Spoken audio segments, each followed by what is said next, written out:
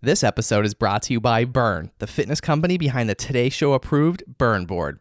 If I'm being honest, working out can be a real chore, especially as a new dad in desperate need of sleep and cardio.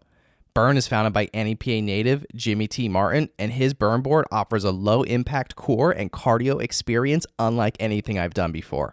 They have hundreds of on-demand workouts that are great for beginners, seasoned athletes, and out-of-shape podcast hosts who love supporting small businesses. My wife and I use it pretty frequently throughout the week, and it's honestly a great way to burn a ton of calories without burning a ton of cash. Not to mention, it's a great tool for skiers, runners, wrestlers, and hockey players. Jimmy is offering all On the Stacks listeners 15% off when they use the code STACKS15. Visit theburn.com today to get 15% off your purchase with code STACKS15 at checkout. Again, that's theburn, THEBRRN.com to get 15% off your purchase with code STACKS15. It's time to get on board today with Burn. This episode is brought to you by Blue Door Financial. Blue Door Financial will help you save money and reduce taxes to live a fuller financial life. To learn more, visit Blue Door Financial online at BLUdoorfinancial.com.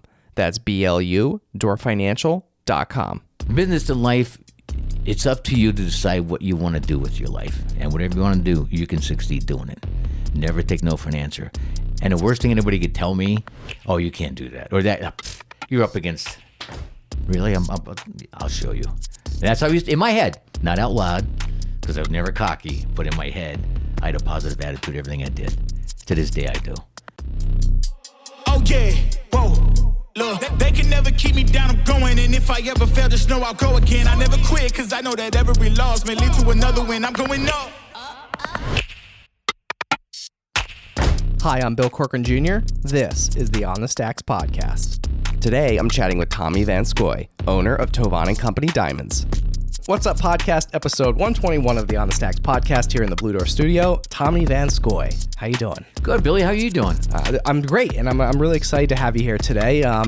Thanks for inviting me. I got to tell you, I've heard about this that you do with the podcast, and when you call me, like, oh my God, this is really awesome. I really appreciate it a lot. And we got to give a shout out to our mutual friend, Jane Henry, who's no longer a Henry anymore. Oh, no, she is not. She's a Richardson now. She is. Oh, my God. What a great wedding, too. My goodness, it was gorgeous. Awesome. So, so she introduced us. Uh-huh. So thank you to Jane for making the connection. Because like I said, I'm really excited to have you on because you have some really cool, interesting stories. You've done some really, really cool things in your life, and I'm excited to hear about them and from my listeners and viewers to hear about everything you've done.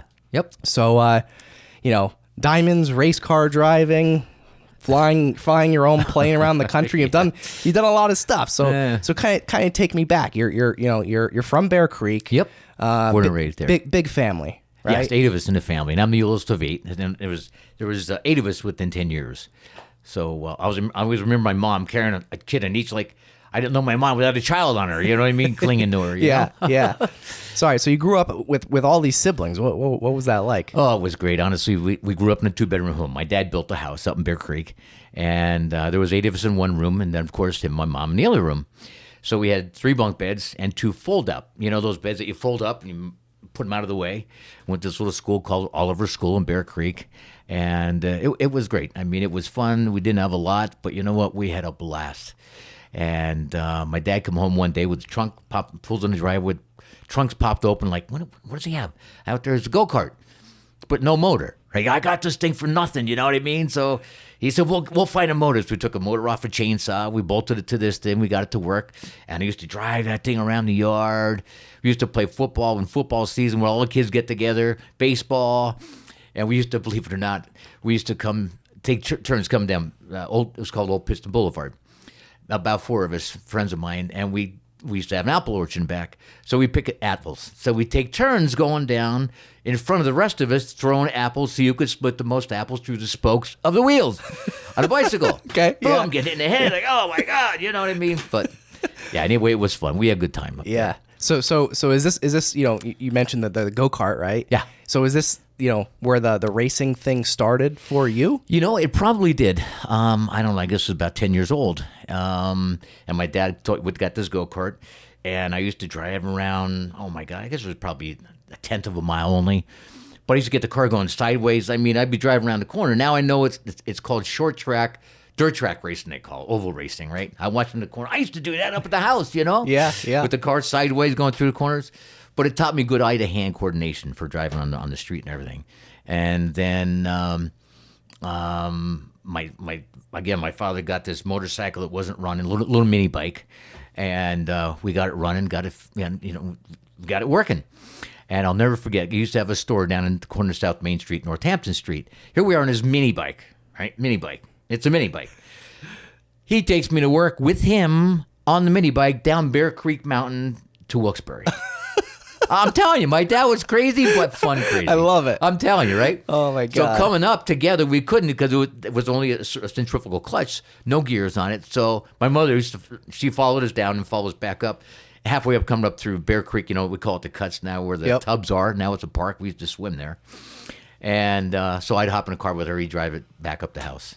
But that's the type of stuff we did. You know what I mean? We had a blast. We had fun. Yeah. My old dad always used to say, you know what? If a man built a Tommy, we can fix it. And I live by that to this day. I tell my kids the same thing.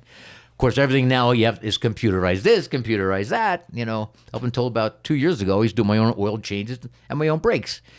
For me, it's therapy, though, too. It's like I get out of the store, out of the jewelry store. I like building things, I like building things, so. Did you learn a lot of that from your dad? Yeah, I think I did. Yeah, my dad, like I said, we can make it. If a man made it, we can fix it. He said, always told me, he said, the only limit you have, Tommy, is your brain. Your brain will limit you or to let you go. Whatever you can imagine, you can do. And he's right. How old were you when he said that? Do you remember? I was about 10 years old. When he brought the go-kart home with no motor on it. And, then if we did this, we put a brake on it, and he was a thinker. He always taught me think ahead, number one. And you can always figure, there's always a simple solution to it. And they go the simple route first because 9 times out of 10, it's the best. And go by your gut feeling. And I do that to this day. And your gut doesn't tell you something's right, I'm telling you, Billy, it's usually not. You're right. It's usually not. The gut will never let you down. Ever. Nope. Honest to goodness. I live by that to this day. I agree. Yeah. Yeah. 100%. Yep. Yeah. So we had a great childhood. I mean, honestly, like I said, the 8 of us. And then my mother said to him, Tom, we got to get a bigger house. I mean, my God, that 8 kids, now they're getting older, right? Yeah. And I think it was 10 at the time, 10 or 11. So we ended up moving to Kingston. Green Acres in Kingston, and oh my God, it was like my brother Tony and I had 1 bedroom. The girls each had a bedroom. Like we're in like heaven here, And it was really funny because we used to have little old horses up there. My father buys $50 a horse back then, $50, right? I used to take barbed wire and put it around the apple trees for the horses, and we had the horses. But then cleaning the stalls, my mother had to take me up to Bear Creek to clean out the stalls every 2 or 3 days, So that was a pain. But I used to go to, when I first was in Kingston grade school, right? Chester Street it was called. And I used to have hair. And I used to have like Elvis look. Oh, my, I did. Honest to goodness, I did. Believe me. Oh, I saw the photos you brought in. Oh, that's right. Yeah, exactly. You brought some photos, so I could attest that there were some. So I had hair like Elvis, right? And it was nice. All right? Nicer than mine. I'm talking like, but I'm like 11 years old yet, 12 years old. But he used to wear the boots that he used to clean the horse stalls with, right? And these kids like, oh my God, what stinks in here? They go, gotta tell me, Mom, I can't wear these, because they were comfortable. I can't wear these to school anymore, Yeah. So I got a pair of sneakers, which, from then on, I wore. Yeah. But yeah, that's, and then we moved to Kingston, and then it was, and I couldn't stand it because, the house was this far apart. Like, oh my God, it's like, I couldn't stand it. It was tough getting used to it, but I did. Yeah. You do. Yeah. On the Stacks will be back in a flash after a word from our sponsor. Hi, it's Patrick Doyle, and welcome to Access Anzalone. Today I'd like to talk about some of the factors you consider when selecting your personal injury attorney. One of the things that we think you should consider is whether the firm and the attorney that you're hiring is involved in the groups and organizations that provide them and their firm with the access to information and the skill set to adequately represent you in complex cases. At our firm, 3 of our partners are members of the Board of Governors of the Pennsylvania Association for Justice, the statewide trial organization. In that role, I'm afforded information about court rulings throughout our entire state affecting medical malpractice cases. So it's important when you go about selecting your personal injury attorneys that you hire a firm in an attorney that has the skill set, that has the knowledge, and that is involved in the groups and association to help you best advance your case. And now back to our chat on the stacks. So, all right, so the diamond business for you, how old were you when you got started? Okay, I'm going to laugh with this. I can't say the diamond business, but in the jewelry business. Let's say the end of it. I was 14 years old, right? My father picks me up from football practice. So listen, I got something for you at the store. I'm thinking it's a mini bike or something cool, right? Bicycle, a neat bike or something. So I walk in the back shop area and he says, "There it is." And I'm looking like, what is it? I don't see anything. Dad, where is it? Right there in front of you. A brand new jewelry bench with all the tools. I said, "What do you want to do?" "I want you to learn how to set diamonds and size rings, Tommy. Right now I send them out to people and I know you could do it. You're good with your hands and you'll figure out how to do it." Oh my goodness. Okay. So I taught myself, right? And honest to goodness, Billy, I couldn't stand it. So now I turn 18, right? I'm doing this. He picked me at practice. Wrestling practice, that going for size rings and set diamonds and stuff. So you were doing this for 14, 15, 16, 17, 18 years old. Oh, yeah. Yep. Okay. Yep. So, and you taught yourself. Yeah. I taught myself how to do this stuff. Again, 9 times out of 10 things are common sense, Bill. You cut this big, the only thing I got to figure out is how big a size, for finger size difference, how big a piece they have to cut out. Well, then I saw in the mandrels little markings, and I'm looking, I said, "I'll bet you that means one size is this big, 2 sizes that big. 2 sizes is this big." So I tried it, and sure enough, it worked. It went from a 6 to a 5. Like, all right, now I know how to do this. And I learned how to get good with the torch and the file and the emery and all that stuff. And that's how. So that was your start in the jewelry business. I'm starting the jewelry business now, right? So I told you I couldn't stand it. So I turned 18 years old. And in between this, we used to have a landscaping business. My dad used to do a sodding service called Van Scoy Sodding Service. And I did concrete work, right? And we used to share this little machine called the Bobcat. Little skidster. No cage on it yet. Now they have cages, real safe. Yeah. No cage. Nothing. Yeah. No, nothing, right? Yeah, the convertible version. Basically, right. Exactly. Exactly. So we used to share it if I had concrete jobs. Dad, I need it today. Okay, and back and forth. And so I lost my train of thought here. We're going to a landscaping business. Yeah. Landscaping business. So that was what we did in the summertime. So then in the winter, I used to drive a tractor trailer. It was called Post Fuel. Jimmy Post, a friend of my dad's, and they're out of business now. And I think he passed away actually. But I used to drive a tractor trailer, 9,000-pound trailer filled with fuel oil. I used to fill up the breweries and hospitals and stuff. Right. I'm 18 years old. Right. Nowadays you need a CD. Oh my God! You got to do this. Yeah. It's like it's crazy now. Oh, was this right after high school? Yeah. Okay. Yeah, right out of high school. Okay. I'm 18 years old. So I didn't go to college. He told me he couldn't afford it, and I understood it. And so I did that in the winter, and then in the summer I did the concrete business and a little bit of landscaping until he wanted to open a store in Scranton. He said, "Tommy, I opened a store in Scranton. Would you manage it for me in between November and March when you don't pour the concrete? Instead of driving fuel truck, could you do this?" I said, "Yeah, Dad, no problem." I said, "But March comes, I got concrete jobs lined up." He said, "Yeah, I know. Billy, he didn't look too hard, right? I was there for like 2 years. Yeah. So I had concrete jobs lined up. I ended up doing it on weekends, Oh, he's a tough one, my dad. But thank God he was like he was. And okay, we opened a store in Scranton. So meanwhile, while I'm managing the store, this young fellow comes in, foreign speaking. I didn't know what it was at the time. Here he's an Israeli, and his dad was a diamond cutter. So we started chit-chatting. He showed me diamonds. I said, "Look, my dad buys this stuff. I'm just here. I'm just here. Yeah. I'm just here. Keep taking him time." Yeah. Right, until my concrete jobs, or he finds a manager first.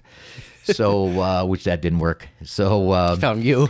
Right, exactly. Yeah. So he says to me, "Listen, after about 4 hours, right?" He said, "If you ever like to go to Israel, you can stay at my house." I'm like, "Wow, Israel, right? Okay.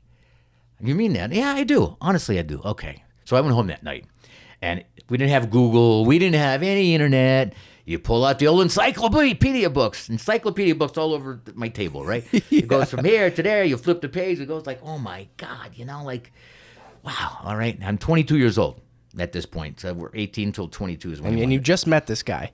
I just met this guy that afternoon in the store. Just met him. He literally invited you exactly to his house in Israel. But that's how they are. They're friendly people. That day. Yeah. That's wild. Yep. So after 2 weeks went by, right?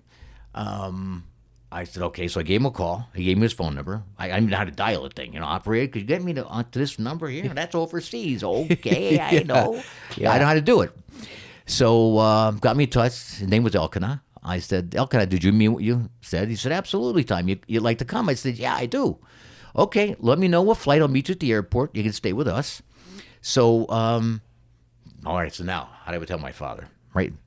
Then I'm going to Israel. What? So I just said, Mom, I'm going on vacation, right? So, oh my God, you didn't tell tell your him. father. That's what you said. You were just going on vacation. I'm just going on vacation. Okay. So I'm like, oh, your father's going to be mad, right? So you better tell your father, oh, Dad, listen, I'm going to go on vacation. Vacation? Jesus Christ, Betty, we raised a bum here, He needs I never went on vacation in my life, and this kid needs a vacation, And so, what do you need a vacation for? I said, Dad, listen, I just want a break, I need a break. Okay, so I didn't tell him I was going where I was going. Nowhere, nothing. So I get a flight.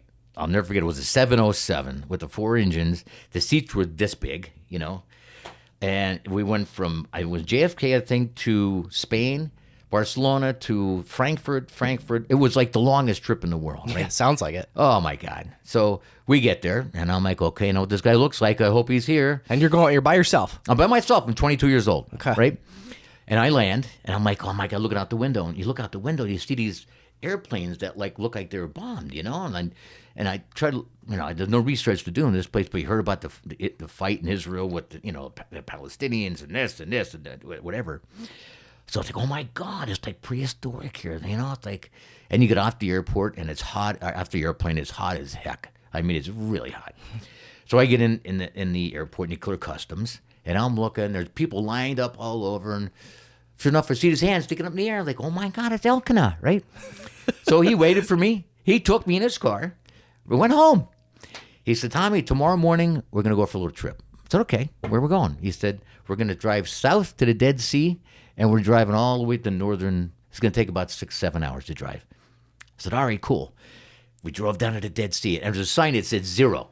I said, what is that? He said, that's elevation. You're at sea level here. We drove for another hour and a half down to the Dead Sea. And back then, it was just a 2-lane road going down the road, right? I'm like, oh, my God, no guardrail. It's like, oh, God, I don't know these, I just met these guys, really. This isn't Kingston anymore. Exactly. And here's Elkanah on the driver's seat. And there's a little Peugeot truck. The whole truck's maybe... Right, and over there they carry their guns with them, the M16s or AK, not AK-47, but whatever the rifle. I think it's AR-15, whatever it was, right? So, and they don't go anywhere without it back then. So we're driving down, and his buddy picked up his buddy Aaron. So it was Elkanah, myself, and Aaron driving to the Dead Sea. We get to the Dead Sea. Come on, you got to go in. It's hot as hell. Like, holy God Almighty. So I get in there and stuck my foot in the water, I'm like, oh my God, it's all, and I had shorts on. It's like oil. So I said, I got shorts on. You walk in this thing, you can rinse you. So I said, I'll go in and rinse off. So I went in there, started walking, all of a sudden, boing, I start floating. Like, oh man, this is freaking awesome, right? You can float in the water, right? Yeah. Here I am, I had 22 years old, like whatever now. So I get out, and as soon as you get out, you dry, and you're all white, right? Hosed off. Then we hopped back in the truck, and we were up right next to the border of Jordan, all the way up through Syria to the Golan Heights, the Sea of Tiberias. I mean, it was probably the neatest trip. I never left Kingston. You know what I mean? To be over there, and like, oh my God, it's like... What an experience. It was. It really, truly was. It was one of the best things I ever did. So, okay, so now for a week. So that was the first day we went and spent there. And he took me around to the cities and Tel Aviv and stuff. Beautiful. Honestly, it's the most beautiful country in the world. It really is. And safe, believe it or not. People say, no, you're nuts. No. It's down to Wilkes-Barre now. You're not as safe as you are over there, right? Yeah. So, be getting ready to leave now in the week. And he said, listen, I talked to my dad, and he said, give Tommy some diamonds to sell. Okay, so I went to the diamond. It's called the Bursa in Hebrew. In Hebrew, at diamond buildings. There's 3 of them. Yellow means the word diamond in Hebrew, and the Bursa is the buildings. Diamond Bursa. So I went into the office, and there's there's diamonds everywhere. I mean, the people walking around with these boxes, and they're what do you want to see? And they open them up, and you can't believe it. It's amazing. Of course, security was also amazing. Try to get very in there. Tight. Oh yeah, like you wouldn't believe, right? So I get in the office. So. Elkanah talked to you, his father. I said, yes, he did. we want to give you these diamonds to try to sell for us in the States. I said, okay. So I took them with me, right? How am I going to get them home? He said, well, we're going to call a broker. We're going to have a broker meet you in Kennedy Airport, and then we'll clear you through customs. Then you have to get a ride home. I said, okay, I'll figure that out. So I drove there, so I drove back home. I drove to Kennedy, so I drove back home, so I had a ride home. So I get home. Mom, Tommy, how you doing? How was your vacation? I said, good, Mom. How's he doing? Is he back yet, Betty? Hear him on the phone, right? My dad in the other room. Is he home yet? Yeah.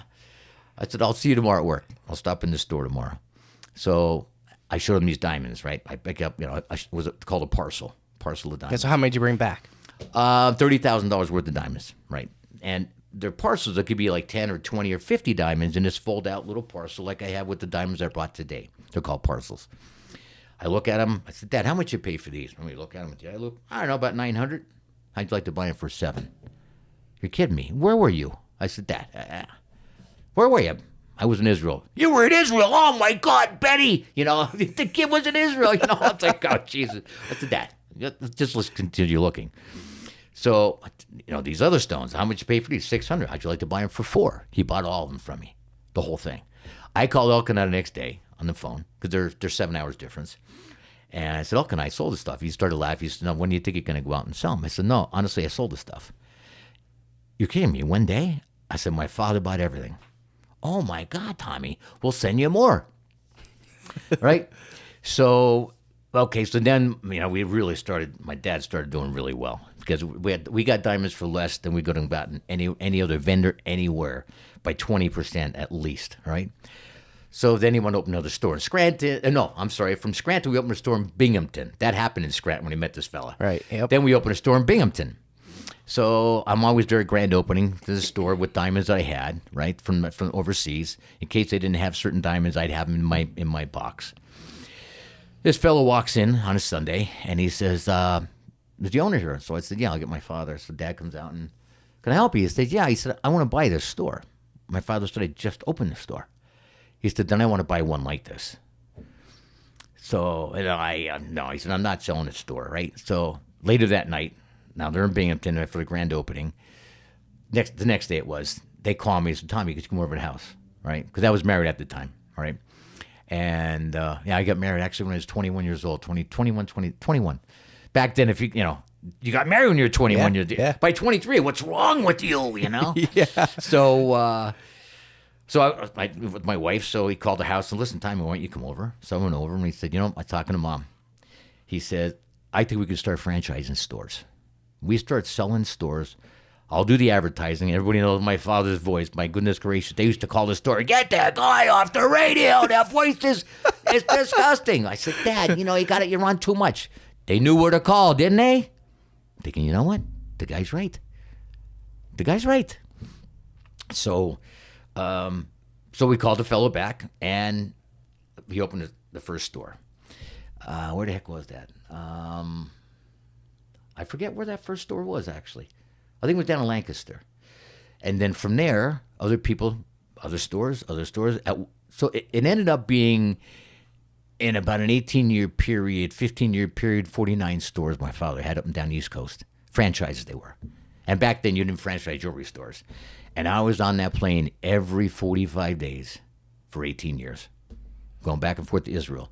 And then I stopped in Belgium because there's another Bourse in Belgium, Antwerp. So I stopped in Antwerp. And then South Africa. I was in South Africa 3 times looking because I'm thinking, I'm going to go right to the source and get the diamonds right out of the mines. That's how I was back then. Right? Yeah. You can't tell me the different, Yeah. And but it was too long a flight. And believe it or not, they export most of the diamonds from South Africa. All the white goods, believe it or not, the white diamonds, they export. The off color, they kept there because the light is brighter in South Africa. So a yellow diamond looks whiter. I'm like, oh my God, I never thought about that. Wow. Interesting. Yeah, and I never knew that, right? And they said, don't leave the hotel, we'll pick you up. And they did, because it wasn't safe back then, And so, yeah, I've been to India, I've been to Belgium, oh my God, Israel every 45 days for 18 years. Yeah, so I want to talk about that for a second. So every 45 days, you made a trip to Israel. Yep. Like just buying every single time. Yep. Yep. Every time. Every time. Like, Yeah, because I mean, I saw Israel one time, you know what I mean? So there's always something to see different, I guess. But at that point in time, my father was franchising one after the other. And, you supplied somebody in Allentown. We had a store in Allentown at one time, a franchise. And, hey, listen, I need more of this. So I make a list of goods everybody needs. So I put a list together, and I go over and buy. I'd sit in the Diamond Club with this Elkanah's father. Because, a certain diamond cutter, he made good for cutting round diamonds, but he doesn't cut pear shapes or ovals. So then they used to take me to the Bursa, which is downstairs, and the buildings are built facing the north light, because the north light's the most true as far as Kelvin temperature. Diamonds got the best grading light for diamonds is Kelvin temperature 5500, which is like daylight light. And the buildings are built that way. So the lights are coming through, and windows from the floor to the ceiling. wow. And then it looked like picnic tables in there, basically. I'm telling you, think, oh my God, a diamond.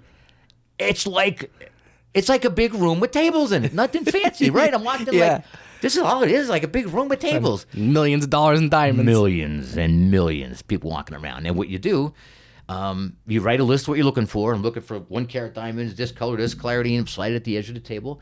And the cutters will walk by, or brokers of the cutters, and like, oh, I got some of those. So they'd sit and wait for the next one. He left, and you look at the diamonds in it. Nah, I don't like that. Throw it back. Next guy, and he likes something. You want to make an offer on it. How much you want? I want 1,000. It's only worth 800. So what you did, you took this envelope, regular envelope, like a bank envelope. You slit the parcel paper in there with the diamond in it. You sealed it with tape, and you scratched the top of it. It's called zich. They can't open that. I'm the only one that can open that parcel. So if they'll come next morning, and you write on the back, my offer's 800, you want 1,000. 800. Nah, Tommy, the owner, can't do it. Here, open it. So they give it to me, then I open it. Then I take the parcel and hand it back to them. That's how it's done in the diamond business. Wow. Yeah. Yep. So then, again, every 45 days I used to go. So you're doing this, and you're flying on a commercial plane. Yeah. Literally like 45 days. Yes. For every 45 days. Every 45 days for 18 straight years. Yeah. Like making all these trips back and forth. Yeah. Like, were you ever worried about like getting robbed? Did you ever get robbed? Like followed? Like, no, I haven't. Thank God. All right. Back then, who would think this kid is carrying the diamonds they had on me? I mean, it's come back with $350,000 to $400,000 worth of diamonds on me, but nobody. I'd wear a pair of jeans, and a T-shirt, like. Yeah. So you didn't look like you were carrying $500,000 in diamonds. Exactly. So you knew what you were doing. Oh, believe me. And I used to wait. Yeah. Like if I'm on the road, I'd wait in a restaurant for a seat with my back against the wall. All right, put the diamonds on my. I had a little leather case. I used to put them on my feet. If I had to stay in a hotel, they had to be right next to me, or else Lloyd's of London wouldn't cover it. If they, let's say they were in a closet, or even in the safe in the room, and we got robbed, they wouldn't cover it. They had to be next to me. Wow.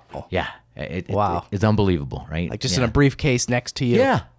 Yeah. $300,000, $400,000 worth of diamonds. And you just carry that everywhere you went. Yep, exactly. Then I come back, and okay. And the reason I was 45 days, because I got payment in 30 days in Israel. So I wired the money over in 30 days.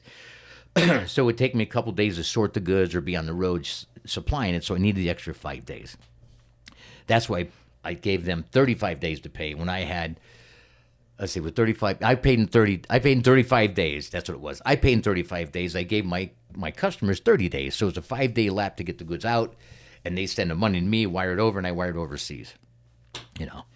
Then in 1997, I heard of the Diamond Dealers Club in New York City, right? So I said, all right. I'd been there once or twice with friends, They used to have a restaurant up there. It's like, wow, it's pretty cool. This guy known throughout the world. That guy, like, holy God, that's like, So I figured I'd put my application in. And I'm not Jewish, not that matters, but most everybody in the business is Jewish.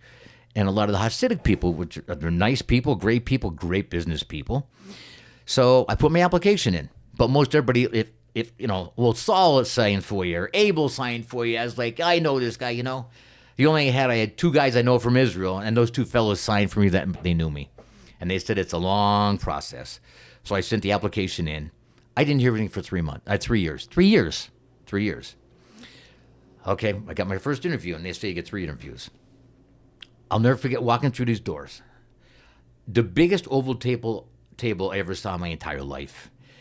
And there's all Israelis and people in the diamond business there. And this is in New York City. New York City, right? New York City Diamond Dealers Club is called DDC. They knew more about me than I knew about me. They knew what my mortgage payments were, my car payments, what I drove, where my kids went to school. They knew everything about me. I felt naked sitting there like, oh my God. And they said, the reason why you're here, even accepting you, because we know you do business in South Africa, we do business in Israel, we know who you do business with in Israel, and you pay your bills on time. That's the most important thing for them. Because in all honesty, you can walk in a Diamond Dealers Club with a handshake or just a signature and walk out with $10 million worth of diamonds, and they don't want that to happen. Well, the thing is, there's only 2,000 members in this whole club throughout the whole world. 2,000 members, that's it. So I'm trying to get into this specific, and at the time, I think there's only two of us that weren't Jewish, you know what I mean? Because most of them were Jewish people and Hasidic people and Israelis and stuff. And so I thought, what are my chances, right? So, okay. So I got the second interview, a couple more questions they had, knew more about me. Finally, about 3 years, took about a year after, so 4 years total, I finally get a letter saying I'm accepted in the New York Diamond Dealers Club. And we expect your honesty and a whole 9 yards. Out of the 2,000 members, upstanding, you're one of us now. Like, holy cow, right? So I used to go to instead of going to Israel as much, because the same countries used to come to New York. And I don't have the flight to pay, time away from the family. So, and was nice. I made him an offer. It's like, like it? Hey, have a good trip. See you later, right? Yeah. Where in Israel, they knew Tommy, he'd come over to buy, so he's God, he'll give us a little more, and you couldn't go back empty-handed. Right. So, pay a little bit more, but it's still cheaper than buying from a vendor off the street in the States. So then, New York Diamond Dealers Club, I accepted the New York Diamond Dealers Club. So then I used to go there every 2 days and so on and so forth. And then I used to fly back and forth to Teterboro in the airplane. It was safer, believe it or not. People say, well, you're nuts. That was safer than driving from New York City. The only thing I worried about is getting from the Diamond Dealers Club to the aircraft in Teterboro, Okay, all right. So at this point, you bought your own plane. Oh, see, I'm jumping right? again. I apologize. No, that's okay. Yeah, because we got a picture there of it here. It is. I know. I know. Yeah. So all right. So my buddy. So you, okay. So 1985, right? So now they're getting bigger, getting more stores and so on and so forth. My accountant says to me, Tommy, listen, you're spending $4,000 or $5,000 a month on commercial flights to see these jewelers. Why don't you get yourself a little airplane with 100% investment tax credit write-off? Buy it for whatever you owe in taxes. So I got this little airplane, 6-passenger. Back then, it wasn't, now it's, I guess, a little bigger now. But, I mean, what things are today. So I bought the plane. So a buddy of mine was a flight instructor. So I said, Bob Jenkins, he's a great guy, good friend of mine. Would you fly me around here? He said, yeah, Tommy, I'll do it, no problem. And he's a flight instructor, and I sat in the back. And he said, why don't you sit up front here? I said, Bob, I'm not interested. I drove, race cars are fun. This thing is like, it's okay. So he's flying you around to the different stores, right? Yeah, waiting for me at the airport. He dropped me off, and I go to... You're transporting the diamonds, right? And selling them the goods. Okay. Come back to the airport, hop in the airplane, and Bob fly home with us. I didn't have to stay in a hotel at that point, you know what I mean? Yep. And someone with me, security-wise and everything. But even when we stayed at the airplane, I rented a car and drove right to the stores. One thing I never did, I never made an appointment with them. I'll be there Monday or Tuesday. You're going to be around. Not so much for the people I visited, even with jewelers outside of ours, outside of the Van Scoy stores. When most people get hit on the road, when they say hit, robbed, it's when they make appointments with people. So in this business, you don't make an appointment in the wholesale business. You just show up. All right? Yeah, so you're not coming tomorrow at 2. Exactly. Or where are you staying, No more of that, right? Yeah, right. So I just show up, and if they're busy with a customer, I can wait now. Because otherwise, it's like, oh, my God, you don't have to catch the flight. Yes, the flight leaves at 4 o'clock. It's 3 o'clock now. I didn't talk to the jeweler yet. What am I going to do, So you leave. So you spend all that money and time for nothing. So the plane helped me get around to the people, and safer, too, believe it or not. Yeah. That's how I get into flying. So then Bob, the flight instructor, said, you know what? If something happens to me, I said, you know what? Teach me how to land this puppy, all right? Let me get in the ground if I have to. So then Bob started teaching me flight instruction. I got my pilot's license, the private license. I got the instrument license, then to fly in the clouds, and it's called IFR, Instrument Flight Rules. And then the plane it was really equipped. I mean, it could take it. It's called a localizer. Take it right down the chute. We call it the chute right to decision height. You see the airport or not. If you see it, autopilot off and land it. It's a good airplane. And so then I started flying myself around doing this. And, being overseas, it was stressful, at a certain point. So now I'm going back and forth to New York. And I did this up until 2018. And then, Still flying up until still flying. up until still that. flying up around there. Yep, exactly. And then 2018 comes. I'm working on a light up my ceiling, my store up in Wilkes-Barre. Fell off a ladder. Oh man, that was a bad one. So anyway, I lost my medical to fly. You need a pilot's license and a medical certificate to fly. And at that point, I had 2,300 hours, which is a lot for a private pilot. And now it's like I can't get my medical back. You're like, oh my God. So I decided to sell the airplane. So actually it's up for sale right now. We have somebody made an offer on it. We're going to probably take it. So that's my flying route, and that's how I get into it. Yeah, that's really cool. Yeah. Wow. Yep. You've been all over the place. Yeah, you know what? It was really an adventure in my life that, like I said, I was never out of Kingston, basically, I used to go with my dad once or twice to New York when I was like 14 or 15. He had to pay a bill, and he'd take me in with him and stuff. And, you look around these skyscrapers like, oh, God, how do these people live like this, Yeah. So when you were 14, you got that bench. You said earlier, like, oh, I hated that thing. I did. I couldn't stand it. Did you ever think you'd ever get into this business and get to the point where it got to? No, never. So, no, I didn't actually, because I hated it so much of the time because I was forced to do it, right? Yeah, right. So then, okay, so I could tell you get tired of traveling, a lot of straining. So I called my mom and my dad, and I said, listen, I'm tired of traveling. Now they're shipping me goods from Israel. I don't have to go all the time. They'll ship me the goods. I got on the phone. We start hammering up prices. You want it? Nope. I'm sending them back. Give me this price. The negotiating, which I love to do, and that taught me how to negotiate. These guys, these fellas. So I started. I told my mom. I asked my mom and dad to listen. I'm gonna open a store. I'll open it in Dallas. You guys in Wilkes-Barre. I want them to call it Van Scoy Diamond Mine East or West or whatever. He said, no. Tovon's your company. Open under Tovon. Keep your last name out of it. Okay. So that's why I opened under Tovon. T-O from Tommy, V from Van, O from Scoy, and N from Van.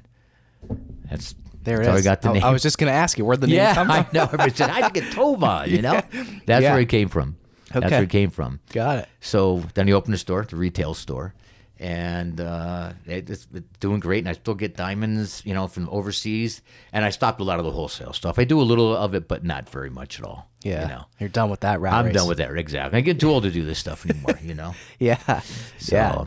So now, all right. So I was in your racing suit earlier that had Tovon on it. Yeah. You brought your racing suit with you. Oh, so. you asked me some kind of logo stuff, and that's the only thing I had, Yeah. So so tell me a little bit about your racing background. Okay. So when we used to sponsor I remember Van Scoy Diamond Mine 500 because we were franchising stores. The bank was getting ready to take possession of the track way back when in 1985.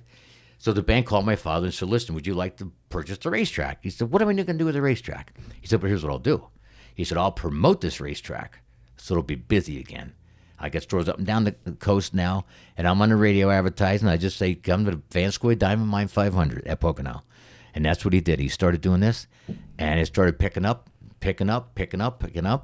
And so the first year we went in there, I skip around. I apologize, Billy. It's okay. The first year we started franchising, they said, okay, come up to the racetrack. And, I'd meet some of the drivers and stuff. So I went up, my dad, my mom. And so we met the Andretti's. Mario was there. And he's the one who took my parents around, I believe, in the car. And Mike Andretti was there. That's how I met Mike. And coming out of there, they took us for a ride around the track and stuff. It was pretty cool. So coming out of the racetrack, there's a sign that says racing school, right? And I used to race motorcycles as a kid, too. Kawasaki, scrambles, and short track. And once it's in your blood, it's in your blood. And racing, I don't care what it is. So I'm like, oh, wow, cool. Racing school? So I said, I'm going to just see what it's all about. So I went around, knocked on a little door, right? Little trailer he had. This fellow comes, foreign-speaking language. He was a Swedish fellow called Berto Roos. He was a Formula One race car driver. And he has this racing school at Pocono. I said, I'd like to take the racing school. Okay, here, give me your name, blah, blah, blah, blah, blah. And so I took the racing school for 3 days. And it was a blast. I mean, it was truly, you're on road tires for the first 2 days, and the last day they put you on slicks. And these old little things called Formula Fords, right? So, and they hooked me up with, it was 2 people side by side. So me and this little fellow with curly hair, and the other people, they matched them all up, right? So we took the driving school and everything. And so at the end of the racing school, this buddy I got matched up with in the car, we're sitting on pit wall, and all these people coming over to him. I said, hey, could I have your autograph? Right? So I'm like, John, I knew his first name was John. I said, John, who are you? What do you do? He said, I have a band. I said, what kind of band you have? He said, you ever hear of Hall & Oates? I said, no, I'm John Oates. I said, you got to be freaking kidding me. Yeah, who's John Oates? The whole time. Wow. Real neat guy. And he said, wow. Is that you, Van Scoy Dynamite 500? I said, well, that's my father. He said, get the hell out of here, And we hit it off after we raced. We raced together after that. Real nice guy. Really cool. Yeah, it was. Yeah. It was. So you did a lot of racing. I did a lot of racing. I used to do hill climbs. My one Giants Despair. Oh, I get what year it was. Oscar Kowaleski had the record for years and years and years. Then they stopped racing because the road was really rough. If you ever gone up the side of Laurel Run Hill there, oh my God, there's it's wavy and everything else. Yeah. So they were going to bring it back if they ever paved it. Well, they never paved it then. So I ran it, my car up there, and I won fastest time of the day, which wasn't as fast as Oscar was because Channel 22 at the time had a picture of me in air about 1.5 feet off the ground over Devil's Elbow. And then you land again. I mean, it was scary. So it sounds. I did. I did it for 2 or 3 years, I think, and then we had a Van Scoy store down in Reading, so they had a hill climb at Duryea Hill Climb. So I thought I'll take the car down there for advertising, and be good for them too, So I went down and ran that, and the first 2 years I took second both times. Then after that I won. I had the record for 7 or 8 years down there, and some fellow in IndyCar came up and beat me. So my record, but in my class, I have it down there yet. Yeah. So very cool. Yeah, I mean, racing for me was, I guess it's from going around the dirt track at the house. You know what I mean? It's in your blood. And whether you race motorcycles or cars or these little RC cars, it's in your blood, I think. The competition thing, Yeah. So you really loved that. I did. Racing for me was, and I met a lot of really, really nice people that were friends till today. You won't see him for 5 years. Hey, Tommy, it's Charlie Miller. Charlie, how you doing? You know what I mean? Charlie was my crew chief. I mean, Charlie was a great fella, a great jeweler. I met him. He was the jeweler for the Reading store, and he happened to be a darn good mechanic, too. So I said, I'm racing you. He said, yeah, I'll come with you. So he used to come with me every race, a great mechanic, and we had a nice time. It was fun. That's cool. It was a great part of my life. Yeah. Very cool. So it's like diamonds and racing. It all kind of I know. It all kind of meshed. I know. Yeah.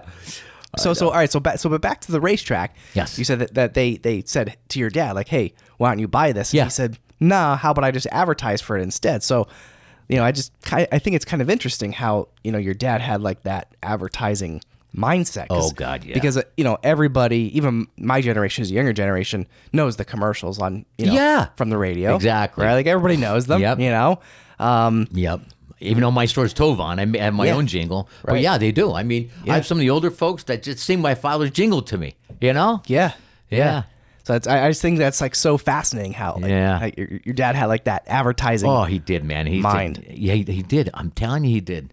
He did. And I used to have a friend, Ellie Katuna from the Jean King. This is before your time, Billy, but he used to have a store. He used to sell jeans up here in the Jean King. And him and my dad were good friends. So they used to make bets who would buy the radio advertising cheapest. All right? I'm telling you. Yeah. Tom, I got it for $42 a spot. Oh, damn it. All right. I'll call you back, Elliot. My father got it for, hey, Elliot, I got it for $38 a spot now instead of $42, And so then Elliot started advertising, and jean business went crazy for him too. So the advertising back then was a whole world different than it is today. Today, you got the internet, you got, oh my God, social media, and the radio just doesn't do what it used to do, Yeah, now we got podcasts. Now, yeah, exactly. Podcast. Exactly, Billy. Thank God for guys like you. Honest to goodness, man. Yeah. But that's how you get the word out there now, you know? Yeah. You spend money in radio, and I do it, you know, I still do it for holidays and stuff, but it doesn't work like it used to work. Costs the same, but it doesn't work the same. Yeah. So, all right. So, what would you say you learned most from your father, you know, in business or life? Business and life, it's up to you to decide what you want to do with your life. And whatever you want to do, you can succeed doing it. Never take no for an answer. And the worst thing anybody could tell me, oh, you can't do that. Or that, you're up against, really? I'll show you.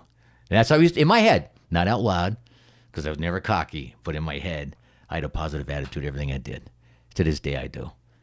And I try to teach this, instill it in my kids, and they all think the same way, you know? My youngest boy, Johnny, is a pilot for major airlines. My youngest daughter, Molly's a pilot for the airlines. Everybody's succeeding successfully, you know, and my oldest boy has like the jewelry thing down in Philly, does on his own.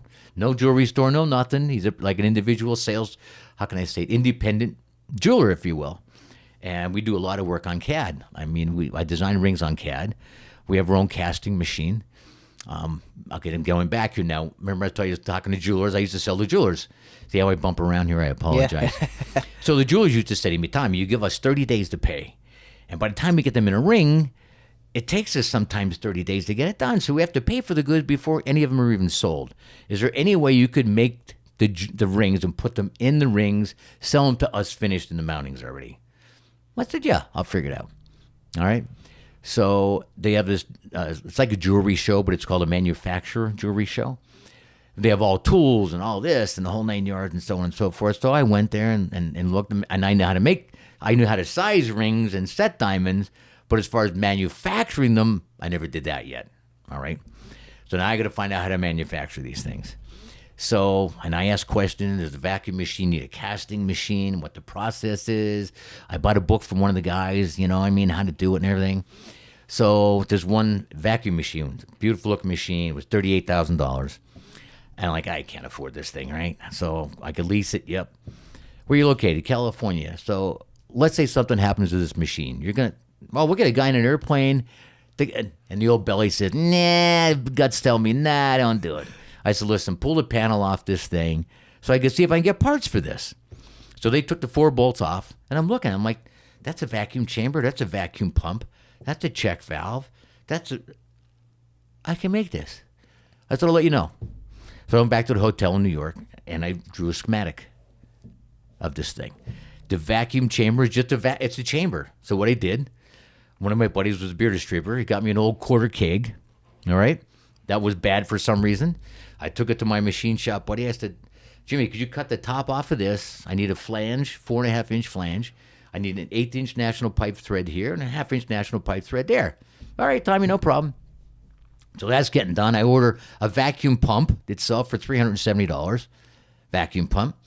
And the valve for it, I think I got it at one of the hardware stores, right? And there was a gauge on top, which is the gauge I used to use for setting up the carburetors on my car. It's a vacuum gauge is what it is, right? I don't know what that is. My God, it's a vacuum gauge. So I plumbed this whole thing in, and I made this thing. And the first time I used it, took forever. The gauge was taking forever to come up. I said, the volume's too big. I need smaller volume. So I took a thing of Saccrete, concrete, mixed it up, poured it in my vacuum chamber, this quarter keg, filled it up about halfway, tried it again. Oh, now it works perfect. I'm using it to this day. Wow. To this day. It's not pretty, but it works beautiful. And what did it cost to make? $800 total. Instead of? $38,000. That's crazy. Yeah. I make my store, when I moved from Dallas to Wilkes-Barre, I built the showcases. I designed it on my CAD program. My brother Kenny and I built the showcases for that store. I mean, built them from scratch. Wow. Because I did everything, Billy. Laminate, I have laminate tools. I have everything, the clamps. I physically built, well, Kenny and I built and put the glass in it, ordered glass from a glass company. I get them in dimensions, fit them right in place. I got originally a bid for $93,000 for them, for a jewelry. To have them made. Yeah, furnish, build out the store. Exactly. Oh, this is just for the showcases. $93,000. Oh my God. The total cost me $8,600 in material. But I worked 7 days a week, literally, you know. And I was doing the old IGA up in the Dallas Shopping Center. They had it was vacant, right? So I called landlord. I said, listen, could I rent this? You know, I said, yeah, I just pay, utilities. I said, oh, no problem, you know. So I took my table saw down there, all my tools down there, and we built, my brother Kenny and I built this, all the showcases for there. And they fit like gloves. I mean, right in. So, okay, so now showcases are being built. I have to build a store now. All right, it was funny because when they're building the shopping center up where Panera Bread used to be, all right? Yep. We got hit by a tornado, in 2018. So my accountant at the time said, Tommy, you got to get up by the mall. You know, we're doing great here up in Dallas. Now you got to get by the mall. There's a place available right next to Panera Bread, you know. It's your demographics and everything. Like, oh, my God, you know. Again, I went against my gut. I said, all right, I'll take a look at it. I went up to, okay. So, Jimmy, you really think, Tommy, I really think it's going to be a good move. So I decided against my belly to do it, my gut. So anyway, they said, okay, you have to meet with the builders up there, you know. So they want to see the layout of the store. So they gave me the perimeter of the store, and I laid the whole jewelry store out in my CAD program, right? You should see this. Billy was funny as all hell.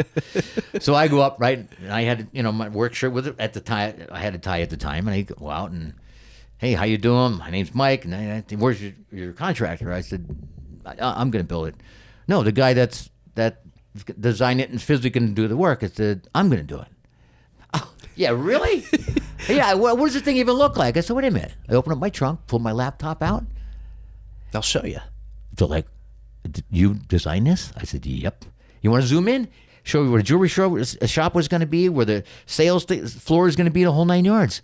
So like, you're serious, aren't you? I said, yeah. I said, I build things. I'll build this, no problem. I said, I just need a hand getting me the what do you call it, permits. I'll show you the plans. I'll show you the whole 9 yards, but just help me get the permit. Wow. So I built the store. Wow. Me and my brothers. And I did have a sheetrock guy come in to do the sanding for me and stuff like that. But I'm the type that I like nice things, but either I'll make it, and that's how I built the store. Yeah, have it done your way. I have it done exactly, and I can't bitch to anybody but me because I'm the one to put it together. Yeah, you know what I mean. Anything screwed up, it's your fault. You got it exactly. Yep. That's really cool. That's so cool. You did all that. Yeah. Yeah. Wow. Yep. Talk about money savings too. Oh my God, Billy. Yeah, like in everything I've done, if I try to do as much as I can myself. 2 reasons: to save a lot of money, and you do nowadays save a lot of money, and it's done the way I want it done. I can't tell you how many times I've had things done like, oh shit, this isn't right. I take it back apart, I redo this, redo it. Now that's the way it should be done. Yeah, that's me. I know I'm a little anal, but that's me. Hey, nothing wrong with wanting it done the right way. And that's the only way. My dad said it's either the right way or it's not right at all. You hire people, like I had jewelers years ago that I tried hiring and stuff like this for my store now. And give them a ring the size, you're interviewing them, here, size this ring. And I didn't bother him. I'd, come back and get me when it's done, hand him the ring like, this looks like shit. It's got a glob of solder back here. You just polished it. You shouldn't be able to tell where the sizing is, I can't tell you how many times I rejected people but I'm a nutcase. I know this. But yeah, at least you admit jewelry, it's got to be right, man. Even when I'm making my rings, I design the rings on a CAD right now. We have 3D printers. We 3D print the pieces. We do our own casting using a casting machine.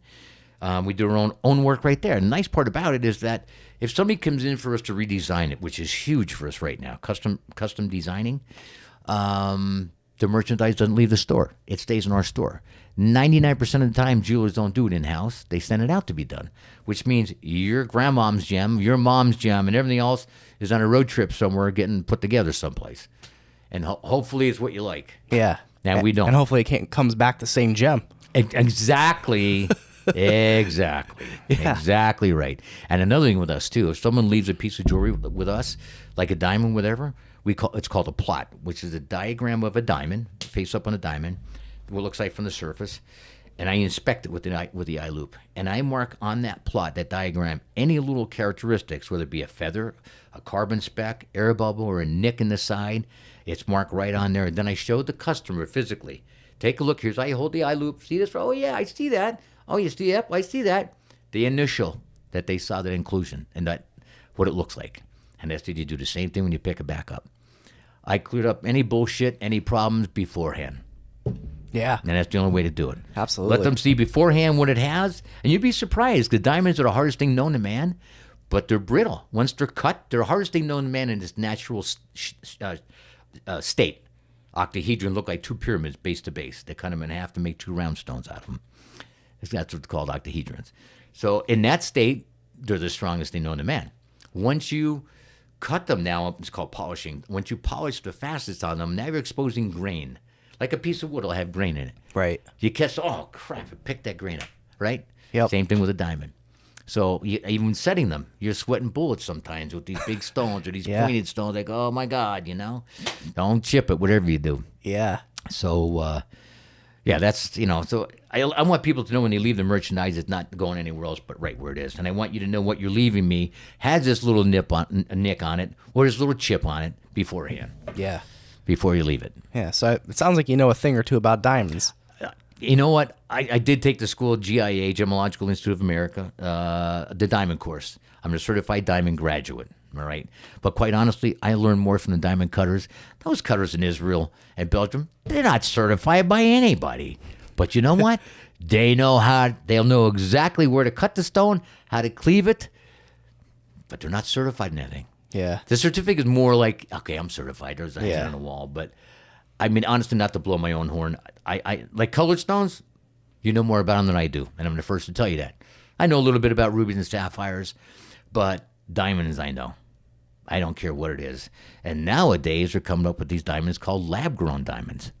Oh, my God. They are beautiful. They're real diamonds. They just figured out, they start with a seed of a natural-grown diamond. They put it in this unit, and under intense pressure and intense heat, they inject carbon mist in it. And the carbon goes right to the diamond, and it builds. It builds up to a rough diamond. Then they take and they shape it, different shapes, different cuts.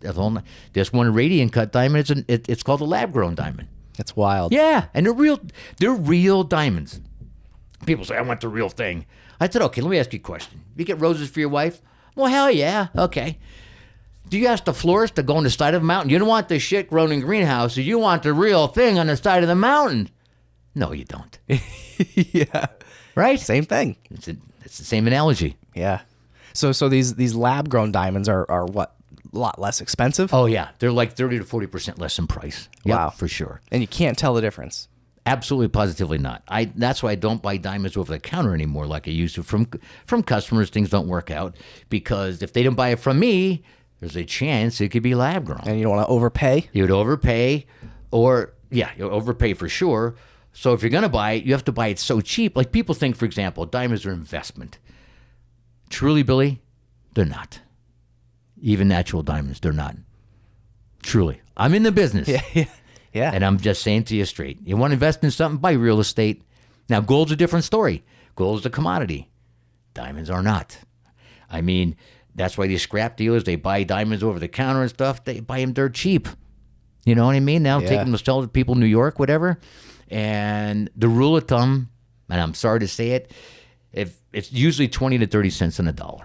Wow. Yeah. So you spend 10 grand, Yeah. expect to get 2,500 maximum through the court. Really? That's a bummer. That's what I'm telling you. Seriously. And I'm in the business. You buy it because you love the person. It's an engagement ring. That's what it's meant for. It's an engagement ring. Hopefully you never have to give it back. Exactly. Right? Exactly. Yeah. Exactly right. Wow. Yeah. I don't think I knew that. No, most people don't. Oh, jeweler telling me. I said, of course they do. I want to sell you the damn thing. Yeah. You know, like the people think platinum. Platinum is a lot better than gold. Platinum is really a soft metal. It's like a lead weight. Pure platinum is like a lead weight. Like for fishing. Very soft. You can scratch with your fingernail almost. And platinum almost has the same density, specific gravity as almost lead. It's heavy. So back in pre-1992, they used to make, if the ring said platinum on the inside, it was 90% pure platinum and 10% of an alloy called iridium. Iridium is super, super strong. When they mixed those two together, it had great wearability and great durability characteristics. 1992 on, they decided to get the margins up for the jewelers.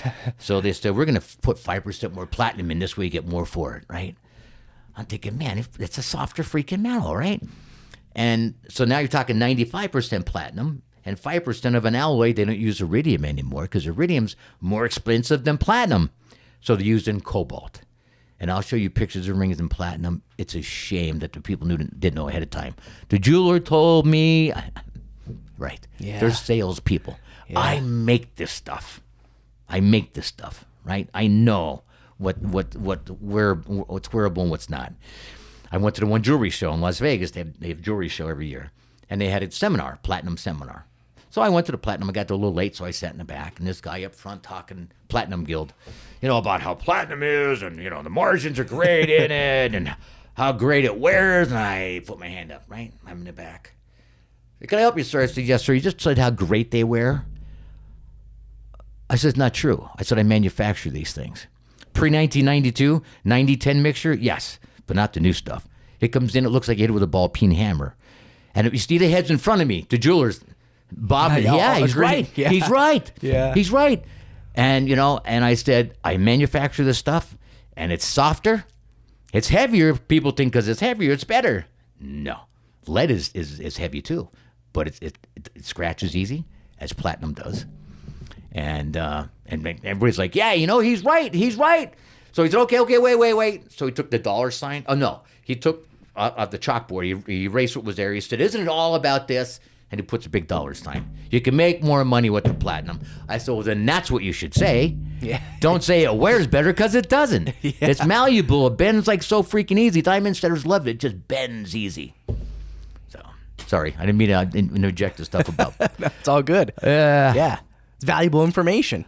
You know what? If a lot of people knew this stuff, honestly, there's things that people don't know. Yeah. Like the lab grown, like the platinum versus, people think want to get 18 karat, it wears. No, it's softer. Because, I do my own alloying. I buy pure 24 karat gold. I buy the alloy for white gold and yellow gold. And people are like, well, why are the prongs white though and the band is yellow? I want yellow. I said, no, you don't want yellow for the prongs. Yellow has nickel mixed with it. Or I'm sorry, white has nickel mixed with it. Nickel's strong. And you want something strong holding your diamonds, and it wears better than yellow gold as well. You're just like a vault of knowledge. Billy, I've been doing this my whole life. You know what I mean? Seriously. Yeah. Yeah. Yeah. It's impressive, though. Yeah, and if it's, you're an artist. I'm not an artist, for God's sake. We design these rings. I'm not an artist. God darn, I build things. That's all. A mechanic, No, Yeah. you're not. Oh, Jesus. Okay. Yeah. Yeah, but no, it is. It's really impressive. Yeah. Yeah. Really cool. That's probably when Jane said you got an interesting story. I told her bits and pieces of it. She did, yeah. She said, she's like, you got to have him on. She said, he's got the most interesting stories. Oh, Jesus. Thank you, Jane. My goodness, this is great. Yeah. I'm glad you called, Bill. Yeah. No, it was great to. I'm glad she introduced us. Yeah, and, me too. I'm glad you came in today. You brought some nice diamonds that you gifted me. Yeah. I'm kidding. Yep. They're different. I'm going to show people what 3 karat diamonds look like, different shapes. We have the cushion, the pear shape, the radiant cut, the round, and the oval. Yeah. All 3 carats and different shapes look different sizes to the eye. Yeah. Beautiful diamonds. Yeah. Well, this was fun. I like I said, I appreciate you coming in and sharing your story and your knowledge. No problem, Billy. I really appreciate you asking me, honestly. Yeah. It was really nice of you to do that. Yeah. So how can our listeners, where's your store at, number one? We're in the Dallas Shopping Center. We were up in Wilkes-Barre. We got hit by the tornado in 2018. We're in the Dallas Shopping Center where we started. So we're there, and we're not open Sundays or Mondays. Our hours are Tuesday, Wednesdays, Fridays till 5, Thursdays till 8 is our late night, and Saturdays 10 till 3. And we do a ton of designing, like remanufacturing. People come with earrings and rings and grandmoms and everything, and I lay everything out. And on the computer, I'm just slower than I used to be, that's all. But we send you a picture, a computer-generated picture of what it's going to look like before it's even made. That's really cool. We're state-of-the-art, too. People don't realize this little store in Dallas. We're state-of-the-art. We have CNC machines. We mill waxes. We have 3D printers. We print the stuff in 3D so the customer could see it before it's even made. I got to come see this. You do. I'm telling you. Stop up, Bill. I got to come see it. I'll show you the whole 9 yards. Yeah. Yep. I'd love to. Yep. This is wild. Who would think of Dallas, Pennsylvania? Just this little guy knows how to do all Right. this. Yeah. We can do all this stuff, but we do. What's the best way for people to connect with you online? Actually, the best way is Facebook, through Facebook. We have a big following on Facebook, Instagram, but probably Facebook's the best way. Cool. Yeah. All right. Well, this was great. Billy, thanks for having me. Yeah, absolutely. All right, on the Stacks podcast in the Blue Door studio. Thanks for joining me. Thanks for having me, Billy. If you want to see more On the Stacks content, subscribe to our YouTube channel at youtube.com/onthestackspodcast or search the hashtag #OnTheStacks on Instagram, Facebook, and LinkedIn. If you enjoyed this podcast, please subscribe and leave a review. We'll catch you next time on The Stacks.